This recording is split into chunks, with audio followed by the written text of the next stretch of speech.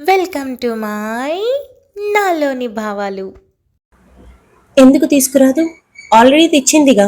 విక్కీకి engagement అయింది కదా, అదే నీ మెళ్ళో తాళి కట్టిన తెల్లారి అని విఘ్నేష్ భోజనం చేస్తూ చెప్పాడు.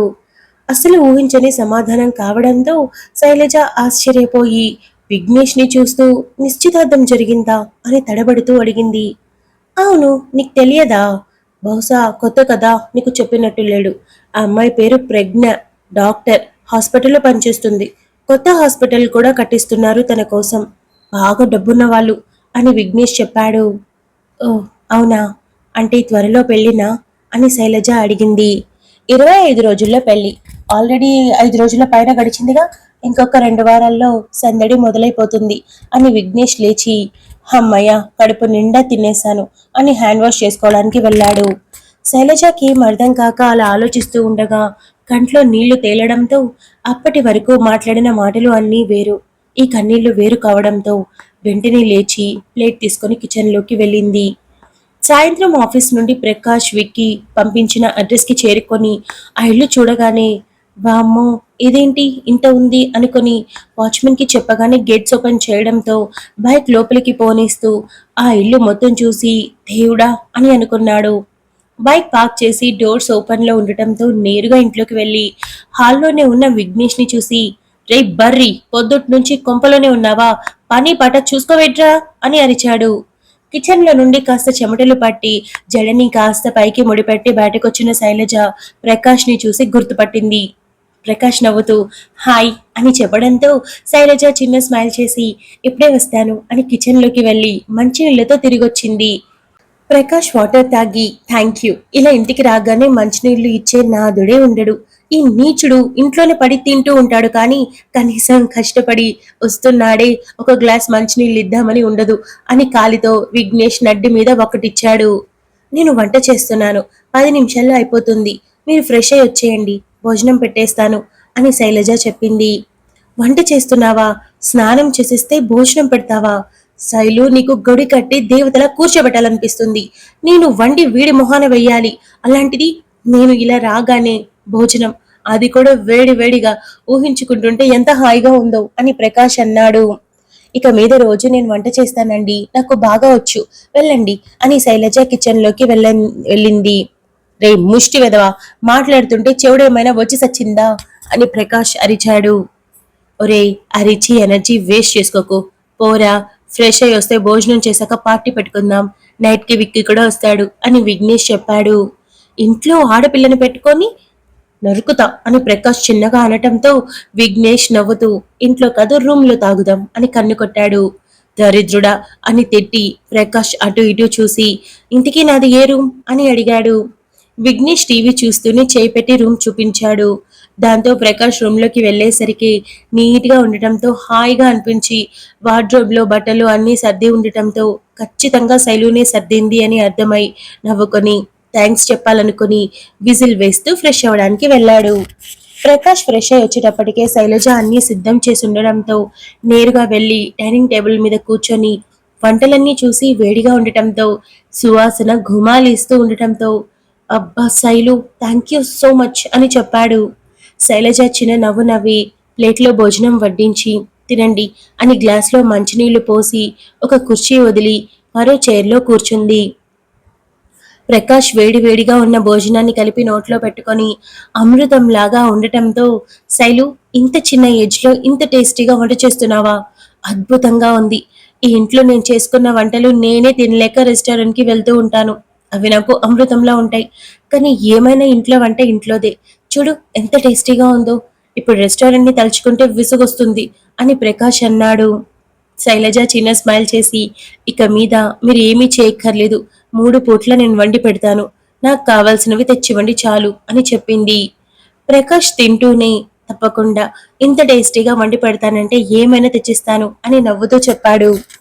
శైలజ చిన్న స్మైల్తో ప్రకాష్ శైలజ వైపు చూసి ఒక చిన్న మాట అని అన్నాడు. ఏంటండి అని శైలజ అడిగింది. మరేమో మాకు అప్పుడప్పుడు సిట్టింగ్ వేయడం అలవాటు అని ప్రకాష్ అనడంతో శైలజకు అర్థం కాక అంటే అని అడిగింది. అదే మందు కొట్టడం అలవాటు, మామూలుగా అయితే ఇంట్లో మేము ముగ్గురమే ఉంటాం కాబట్టి ఎవరికీ చెప్పాల్సిన అవసరం లేదు. కానీ ఇప్పుడు ఇంట్లో ఆడపిల్లని పెట్టుకొని అంటే తప్పని నాకు తెలుసు. కానీ నిన్ను డిస్టర్బ్ చేయకుండా అయితే పర్వాలేదా? ఇష్టం లేకపోతే ఇష్టం లేదని చెప్పొచ్చు అని ప్రకాష్ అన్నాడు. మీ ఇష్టమండి అని శైలజ అనింది. పీకల దాకా తాగి చచ్చిపోయేంత అయితే ఎవరూ తాగరు. ఒక్క విగ్గూగాడు తప్ప. ఇక విక్కీ ఒక్కొక్కసారి హెవీ అయిపోతుంది. ఒక్కొక్కసారి చాలా చాలా తక్కువ తాగుతాడు. నేను మాత్రం జస్ట్ టేస్ట్ చేస్తా. అసలు ఎక్కువ తాగను. కంగారు పడకు. ఇలాంటి అబ్బాయిలతో ఇల్లు షేర్ చేసుకోవడం ఏంటా అని అనుకోవద్దు. ఎందుకంటే మాలో ఎవరూ కూడా ఒక ఆడపిల్లని తక్కువ చేసి చూసే అలవాట్లేదు అని ప్రకాష్ చెప్పాడు. అలాంటిదేం లేదండి. నాకు మీ మీద నమ్మకం ఉంది కాబట్టే ఇంత దూరం వచ్చాను అని శైలజ చెప్పింది.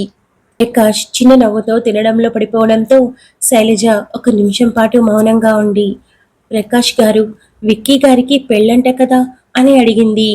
ఆ మాటతో ప్రకాష్ షాక్ అయి, నీకెలా తెలుసు అని అడిగాడు.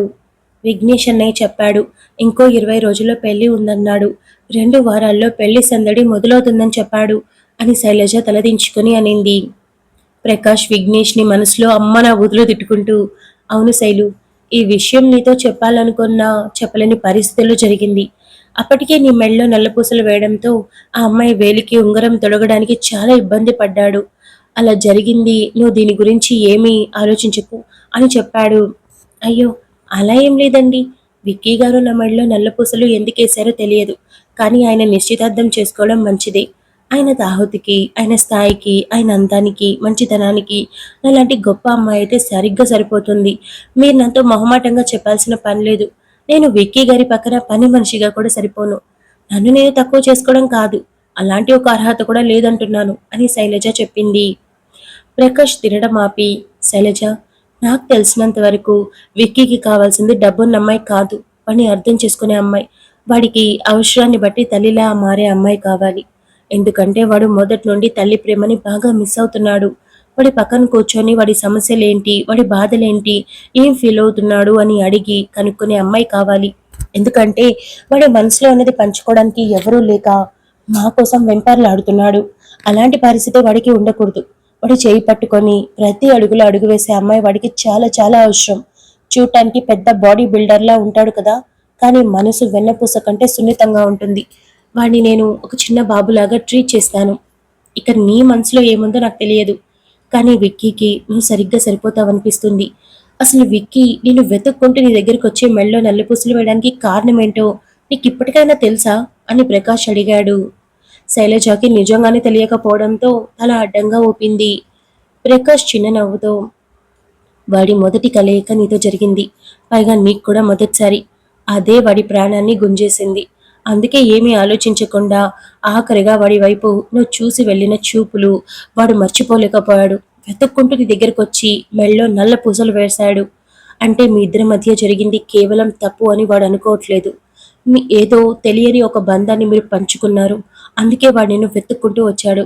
ఇకపోతే నువ్వు వచ్చిన పరిస్థితుల్లో లాంటి అమ్మాయిని ఎందుకు వాడు వెతుక్కుంటూ వస్తాడు? ఆలోచించు. ఇక ఈ నిశ్చితార్థం అంటావా? తెలియదు. ఎంతవరకు నడుస్తుందో, పెళ్లి జరుగుతుందో లేదో కూడా తెలియదు. నీ గురించి ఏం ఆలోచిస్తాడో కూడా తెలియదు. కానీ వాడి మాటల్ని బట్టి వాడు ఏంటన్నది నాకు అర్థమైంది. అదే నీకు చెప్తున్నాను. ఇక నీ నిర్ణయం నువ్వు తీసుకోవచ్చు అని ప్రకాష్ చెప్పి లేచి, భోజనం చాలా బాగుంది, థ్యాంక్ యూ అని మరోసారి చెప్పి వెళ్ళాడు. శైలుకి ప్రకాష్ మాటలు చాలా కొత్తగా అనిపించాయి. కూర్చున్న చోటి ఆలోచిస్తూ ఉండిపోయింది.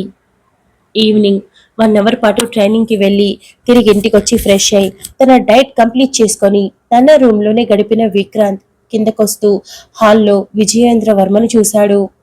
విక్రాంత్ ఒక్కో మెట్టు దిగుతూ ఆఖరి మెట్టు దిగి, డాడీ, నేను ప్రకాష్ దగ్గరికి వెళ్తున్నాను. ఇక మీద రోజు నైట్ అక్కడే ఉండాలని అనుకుంటున్నాను, కొద్ది రోజులు అని చెప్పాడు. ఎందుకు అక్కడ? ఇక్కడికన్నా ఫెసిలిటీస్ ఎక్కువ ఉన్నాయా అని విజయేంద్ర వర్మ అడిగాడు. నో డాడీ, కాకపోతే కొన్నాళ్ళు ఉండాలనుంది అంతే. కేవలం నైట్ మాత్రమే. పగలు ఇంట్లోనే ఉంటాను కదా అని విక్రాంత్ ఎంతో అనుకువగా అడిగాడు. విజయేంద్ర వర్మ ఏం ఆలోచించాడో తెలియదు కానీ తల ఊపి, సరే వెళ్ళు, నీకు ఇష్టం వచ్చినట్టుంటూ నేను ఒప్పుకుంటున్నాను. కానీ ట్రైనింగ్ ని మిస్ చేసినా, నీ డైట్ అటు ఇటు అయినా, రేపు నేషనల్స్ గెలవకపోయినా మాత్రం నేను ఒప్పుకోను అని నెమ్మదిగానే సూటిగా చెప్పాడు. విక్రాంత్ తల ఊపి అప్పుడే రూమ్లో నుండి వస్తున్న జగతిని చూసి, మమ్మీ బాయ్ అని వెనక్కి తిరిగి చూడకుండా హాల్లోనే ఉన్న లక్ష్మి వైపు చూసి చిన్న స్మైల్తో వెళ్ళిపోయాడు.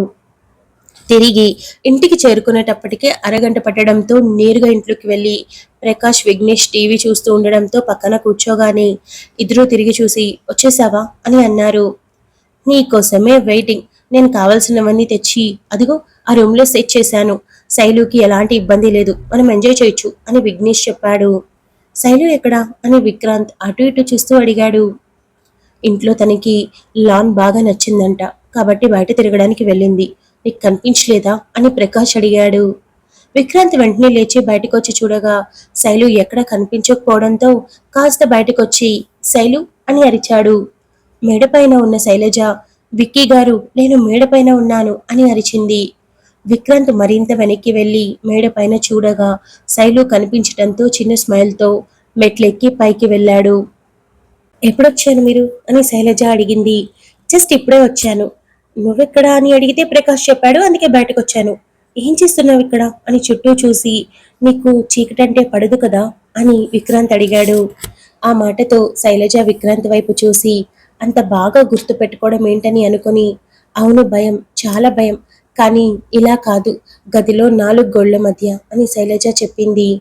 ఓ అవునా అని విక్రాంత్ వెళ్ళి గోడ కానుకొని చల్లగాలి మొహానికి తగలడంతో హాయిగా అనిపించి, బాగుంది కదా ఇక్కడ, ప్రశాంతంగా, విసిగించే వాళ్ళు ఎవరూ లేరు, నసపెట్టేవాళ్ళు లేరు, కొత్త ప్రపంచంలో ఉన్నట్టుగా ఉంది కదా అని అన్నాడు.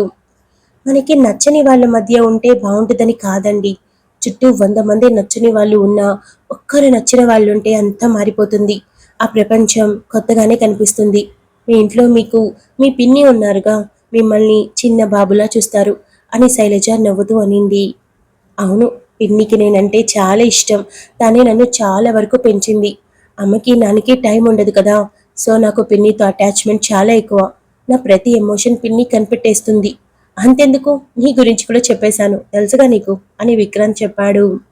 శైలజ చిన్న నవ్వుతో, మీరు భోజనం చేసొచ్చారా, నేను వెళ్ళి వడ్డించనా అని అడిగింది. చేసే వచ్చాను, అవసరం లేదు. ఇక మీద డైలీ నైట్ ఇక్కడికి వస్తాను. డాడీని పర్మిషన్ అడిగాను, ఒప్పుకున్నారు. నువ్వు ఇక టెన్షన్ పడక్కర్లేదు అని విక్రాంత్ అన్నాడు. లేదు, నేనేమీ భయపడటం లేదు. ప్రకాష్ గారు చాలా మంచిగా మాట్లాడుతున్నారు. ఇక విఘ్నేష్ అన్నయ్య నాకు చాలా బాగా నచ్చారు అని శైలజ చాలా హ్యాపీ ఫేస్తో చెప్పింది. నిన్నేమీ విసిగించలేదు కదా వాడు అని విక్రాంత్ అడిగాడు. అశేషు, అదేమీ లేదు, మేమిద్దరం మంచి ఫ్రెండ్స్ అయిపోయాం అని శైలజ చెప్పింది. నిజమా, మొత్తానికి వాడిని పొగిడిన మొదటి దానివి నువ్వే అని విక్రాంత్ అన్నాడు. అలా ఏం కాదు, చాలా చాలా మంచివారు, ఎంత బాగా మాట్లాడతారు అసలు. అవతల వాళ్ళ సమస్యలు, కష్టాలు, కన్నీళ్లు అన్నీ మర్చిపోవచ్చు, అంత బాగా మాట్లాడతారు అని శైలజ చెప్పింది. విక్రాంత్ నవ్వి, వాడు అలా కనిపిస్తాడు కానీ చాలా మంచోడు, అందుకే కదా వాడిని మేమిద్దరం అస్సలు వదలం. వాడు ఏం చేసినా ఏదో తమాషాగా ఒక మాట అంటాం కానీ వాడిని బాధ పెట్టేలా ఒక పని కూడా చెయ్యం. వాడు కూడా అంతే అని చెప్పాడు. శైలజ చిన్నగా నవ్వి సైలెంట్గా ఉండడంతో విక్రాంత్ కూడా 5 నిమిషాల పాటు సైలెంట్ అయి, మనం వంశీని ఎప్పుడు తీసుకొద్దాం అని అడిగాడు. మనం మరోసారి డాక్టర్తో మాట్లాడదామండి. నా మనసుకి ఏం చేయాలో అర్థం కావట్లేదు. ఒకసారి ఆపరేషన్ చేయిద్దామనిపిస్తుంది, ఒకసారి తీసుకొచ్చేద్దామనిపిస్తుంది.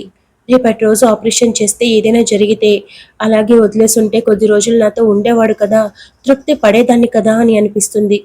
ఒకవేళ ఆపరేషన్ చేయించకుండా ఇంటికి తీసుకొస్తే రేపటి రోజు ఏదైనా జరిగితే ఆపరేషన్ చేయించి ఉంటే బ్రతికేవాడేమో అనిపిస్తుంది.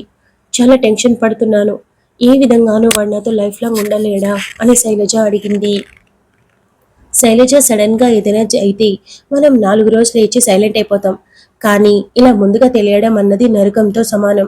నేను నీ ఎమోషన్స్ ని అర్థం చేసుకోగలుగుతున్నాను, కానీ నీకు 4 మాటలు తప్ప ఏమీ చెప్పలేను, నీ బాధని పంచుకోలేను.